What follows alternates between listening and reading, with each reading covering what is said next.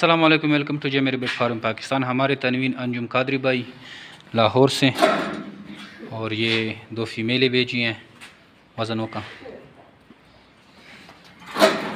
ये तराजू ज़ीरो एक डाल दिया 3.54 उठाओ, इसका वज़न पूरा है।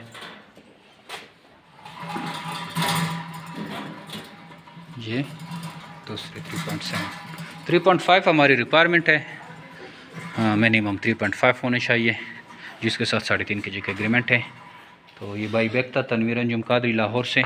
आप भी ये मेरे बेट फार्म पाकिस्तान के साथ एग्रीमेंट करें और आसान कारोबार का आगाज़ करें। खरगोश फार्म पाकिस्तान में बहुत तेज़ी पल पुल रहा है।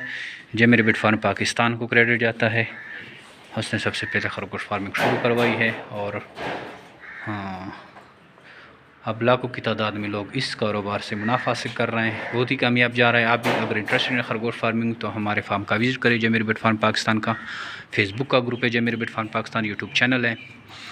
हाँ, हमारे बाकी व्हाट्सएप के ग्रुप हैं, किसी को ज्वाइन करें ताकि आपको वक्तन फ़वक्तन मालूमात मिलती रहे। थैंक यू, अस्सलाम।